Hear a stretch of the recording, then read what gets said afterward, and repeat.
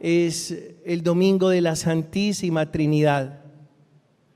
El Padre Creador, el Hijo Redentor y el Espíritu Santo que santifica y une la persona del Padre con la persona del Hijo. Y desde pequeños hemos escuchado que es un misterio. Y los misterios no se explican, porque si tuvieran explicación ya no serían misterios, como el misterio de la encarnación, como el misterio de la Eucaristía, también el misterio de la Santísima Trinidad. Pero la idea no es hacer pues una cátedra de teología en torno a la Trinidad. La idea es que compartamos muchas cosas de lo que significa Dios en nuestra vida. La primera, dejar trabajar a Dios en nosotros para luego mostrar a Dios. Y es lo primero. Tal vez esto pueda resumir, sintetizar lo que significa nuestra experiencia de Dios. Yo lo dejo trabajar dentro de mí y luego Él se me va a notar, lo van a ver, no hay otra opción. Pero para que se me note, es decir, para mostrarlo, manifestarlo, expresarlo, revelarlo, necesito dejarlo trabajar en mí. Y claro, ustedes preguntarán, ¿cómo deja trabajar uno a Dios? Bueno, hay que aprender a lidiar con eso que llamamos el ego. Solamente quien aprende a lidiar con el ego deja trabajar el amor en su interior. Y el amor es Dios, porque ya Juan nos lo ha dicho, Dios es amor. ¿Y qué hacía Jesús? Fray Marcos Rodríguez, de la Orden de los Predicadores dominico, de nacionalidad española, de una manera coloquial dice que Jesús se levantaba todas las mañanas a barrer el ego de su corazón. Y a barrer el ego de su corazón para dejar que Dios trabajara plenamente en él. Y precisamente porque Jesús dejó trabajar a Dios plenamente en él, él manifestaba y revelaba a Dios. Felipe le dijo, muéstranos al Padre y nos basta. Y Jesús respondió, hace tanto tiempo que estoy con ustedes y no me conocen. El que me ha visto a mí, ha visto al Padre. ¿Cómo dices, Felipe, que te muestre al Padre? Y que seamos como una pecera. La pecera permite que se vean los peces. Y nosotros estamos llamados por transparencia, permitir que Dios se nos note, se nos vea Dios. Pero para que se nos note Dios, para poder mostrar a Dios, es necesario dejarlo trabajar. Y barrer el ego significa deshacernos de varias cosas. Por ejemplo, de nuestras pretensiones. Por ejemplo, de nuestras prevenciones. Por ejemplo, de nuestras preocupaciones. Por ejemplo, de nuestros apegos. Por ejemplo, de nuestras apariencias. Por ejemplo, de nuestras comparaciones. Por ejemplo, de querer estar siempre compitiendo. Todo eso es del ego. Competir, compararse, prevenirse, preocuparse, pretender, todo eso es del ego. Y hay que barrer todo eso. ¿Para qué? Para dejar trabajar a Dios. Y si dejas trabajar a Dios, luego mostrarás a Dios. Fue lo que hizo Jesús. Dejó que Dios trabajara plenamente en él. ¿Qué es lo distinto entre Jesús, los santos y nosotros? Que Jesús dejó que Dios trabajara plenamente en él. Que los santos dejaron que Dios trabajara muchas veces en ellos. Que nosotros dejamos que Dios trabaje de vez en cuando. Eso es lo diferente.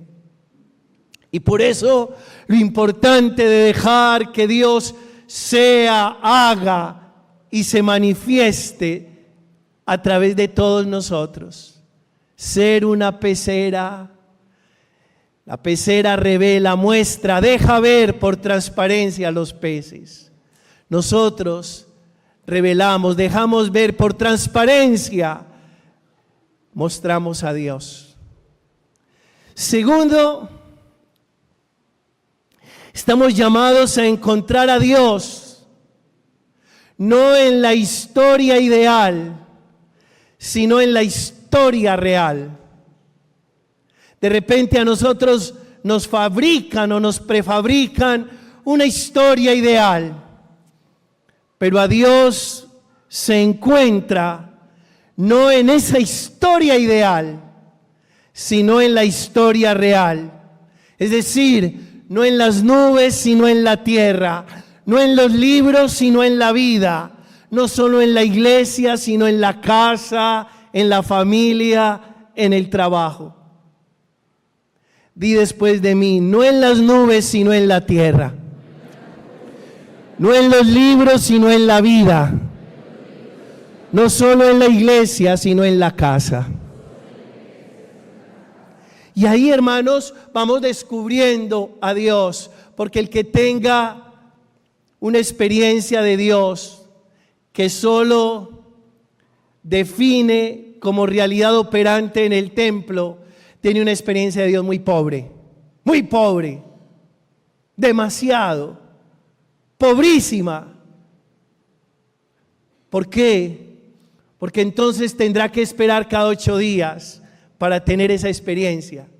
Y en realidad Dios no es en las nubes, es en la tierra, no es en los libros, es en la vida, no solo es en el templo, es en la casa, en el trabajo, es en la familia. Y quien es capaz de sumergirse en la profundidad de esa experiencia divina, entonces es capaz de descubrir a Dios en todo y en todos. ¿Cómo? En todo y en todos. El monje le dice a su maestro: ¿puedo fumar mientras oro? Y el maestro le responde: ni riesgos. ¿Y puedo orar mientras fumo? Por supuesto. Esa disociación es la que nos ha robado una experiencia completa, total de Dios. ¿Puedo fumar mientras rezo? Ni riesgos. Ni riesgos. ¿Puedo rezar mientras fumo? Por supuesto. Cuando uno es capaz de descubrir a Dios en todo, es porque se ha sumergido en esa experiencia, como se sumerge un buceador en el océano inmenso que lo abriga y que lo acoge. Y cuando nos hemos sumergido en esa experiencia, escuche esto, usted puede hacer de una discoteca un sagrario, pero quien no se ha sumergido en esa experiencia hace de un templo un burdel. Ahí está lo distinto, muchachos. El que vive en Dios es capaz de vivir a Dios en la disco. El que no vive en Dios no es capaz de vivir a Dios en el templo. No es capaz.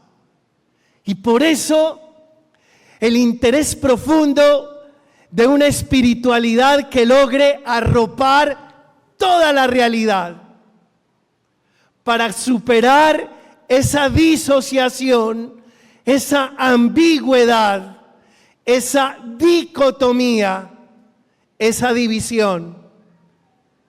Que podamos vivir a Dios en la cancha de fútbol, pero también en la central mayorista mientras vendemos las verduras o vendemos el grano.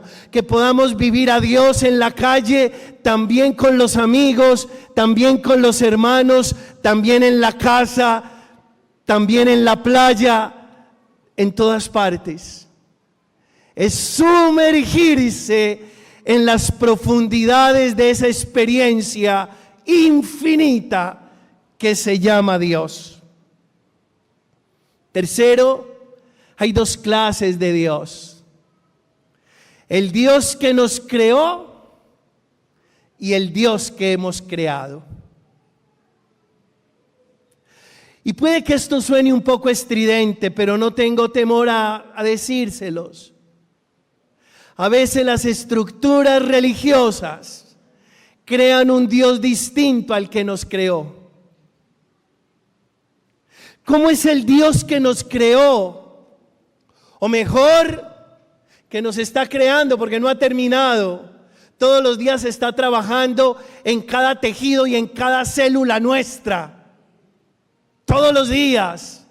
Él no descansa, no duerme. Razón tiene el Salmo 121. No duerme ni reposa el guardián de Israel. De día el sol no me hará daño, ni la luna de noche.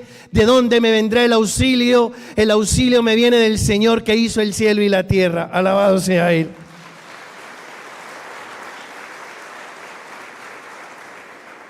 El Dios que nos creó, que nos está creando, es un Dios solidario, de amor incondicional, que nos defiende, que nos protege, que nos alivia, que nos incluye y que se preocupa por nosotros. El Dios que nosotros hemos creado es un Dios que condena, que premia, que castiga, que juzga, que ama condicionalmente, que a unos les hace milagros y a otros no, que se preocupa más de unos que de otros. Ese es el Dios que nosotros hemos creado. Y por eso, hermanos, si alguno de los que están aquí vino por miedo al castigo o buscando un premio, párese y váyase para la casa, porque aquí no es. ¿Y saben por qué? Porque Dios no nos ama porque vengamos aquí. Así no vengamos, Él se está muriendo de amor por nosotros, porque su amor es incondicional y su amor no depende del manejo nuestro. Tal vez nos enseñaron que nos teníamos que manejar bien para ganarnos el cielo y que si nos portábamos mal nos íbamos a ir al infierno. Pero en realidad Dios no es así, no lo es. Alguna vez en el colegio donde trabajaba a tiempo completo, fui al preescolar en un octubre y las niñas se levantaron a saludarme, me hicieron cargamontón. Y la profesora les dijo: siéntense, háganme el favor, la que no se siente rápido no le va a traer nada el niño Jesús.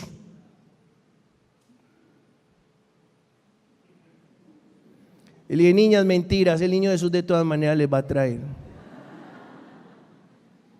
Pero nos enseñaron eso desde pequeños, que si no nos manejábamos bien el niño Jesús no nos traía. ¿Cómo es posible que una niña rica no les traiga el niño Jesús? Pueden hacer lo que les dé la gana y el niño Jesús les va a traer. Y les va a traer mejor que a los que se manejan tan bien. ¿Por qué? Porque el amor de Dios no depende del manejo nuestro. Porque el amor de Dios es incondicional. Alguna vez una señora me dijo: padre, ¿dónde está Pablo Escobar? Y yo: al lado de Santa Teresa de Calcuta. Padre, entonces no vale la pena. Si a usted le parece que no vale la pena, decida en quién va a creer. Pero el Dios en quien nosotros creemos es un Dios que ama no por lo que nosotros somos, sino por lo que Él es. Alabado sea Él. Y puede que alguno saque la conclusión: bueno, si la cosa es así, entonces no me voy a manejar bien, voy a hacer con mi vida lo que le da la gana. No es problema de Dios, es problema suyo. Y paso al cuarto punto, porque nuestra experiencia de Dios tiene que ir más allá de la ética. Independiente de que usted sea un creyente o no sea un creyente, tiene que portarse a la altura como un verdadero ser humano, independiente. Porque Dios no está en tu vida para castigarte o para premiarte. Está en tu vida para darle sentido, resorte esperanzador a tu historia. ¿Y saben por qué, hermanos?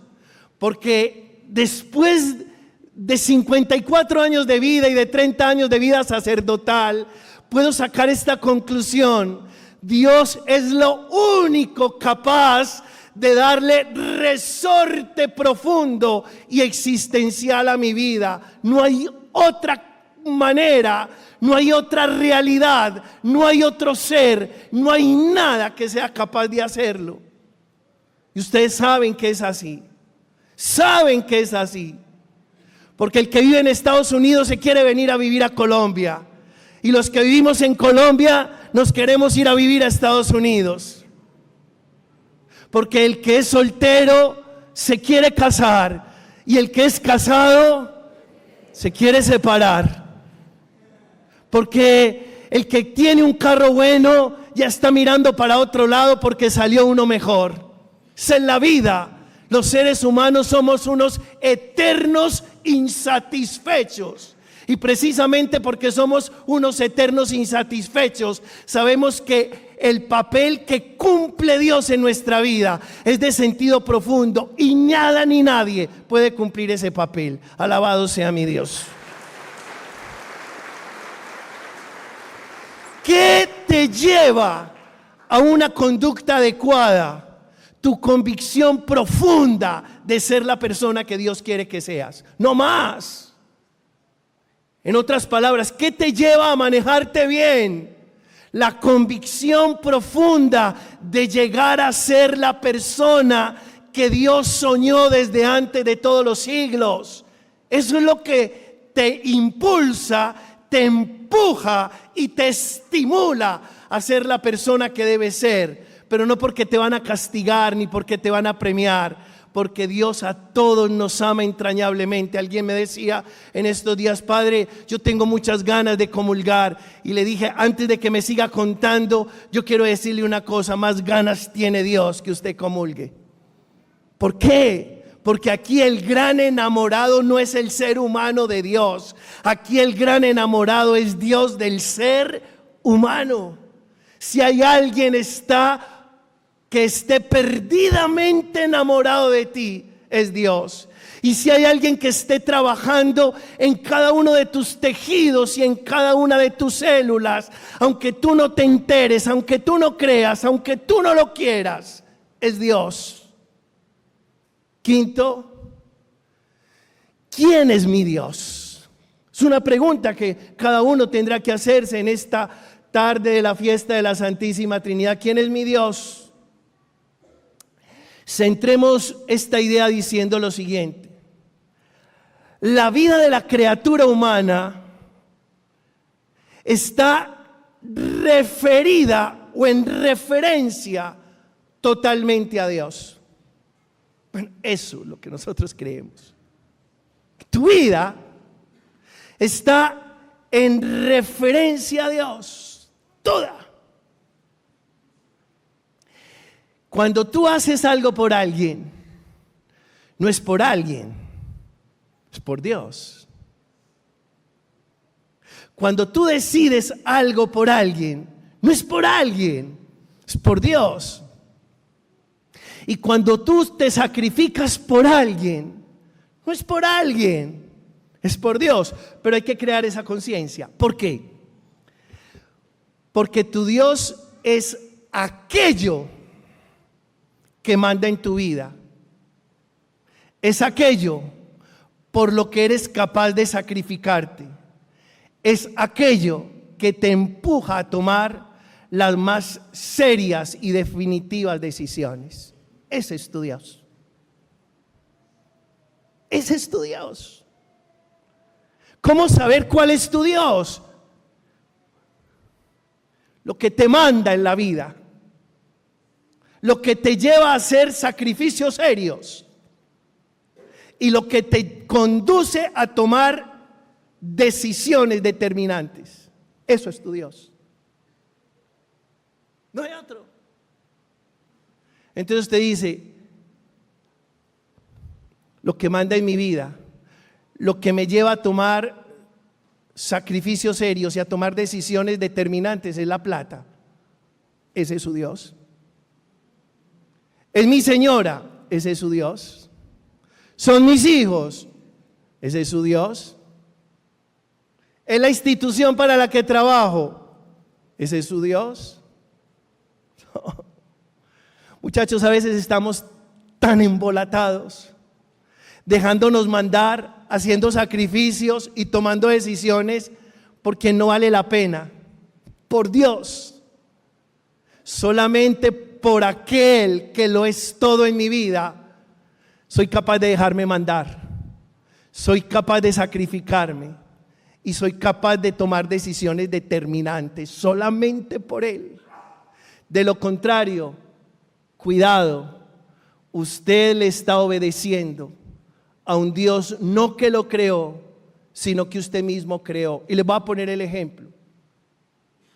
Una persona que hizo de su aspecto físico su Dios, la manda a su aspecto físico, se sacrifica por su aspecto físico y toma decisiones por su aspecto físico. ¿Cuál es el Dios de esa persona? Su aspecto físico.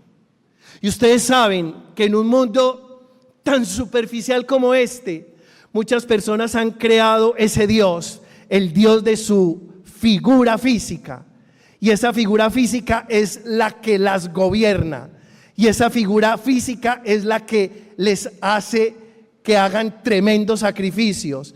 Y esa figura física es precisamente la que las lleva a tomar decisiones determinantes, incluso arriesgando hasta la propia. Piense, ¿qué es lo que me manda? Los sacrificios que hago, ¿los hago por quién? Y las decisiones que tomo están impulsadas por quién. Ese es su Dios. Y por eso, hermanos, el que le sirve a hombres recibe paga de hombres. Los hombres pagamos muy mal. Y el que le sirve a Dios recibe paga de Dios. Y Dios no sabe otra cosa más que dar. A Él la honra. Bendito sea. Sexto, muchachos, el Dios de nosotros. Es que yo no puedo decir eso en misa. Pero el Dios de nosotros. Sí, hermano. Sí, sí. Yo sé que no lo digo porque no quiero dañar esta predicación y quiero que se la tomen muy en serio. Pero el Dios de nosotros, uno se queda cortico. ¿Saben por qué? Porque el Dios de nosotros no dice mentiras. Porque el Dios de nosotros es misericordioso. Porque el Dios de nosotros es para todos. Porque el Dios de nosotros nos amó primero.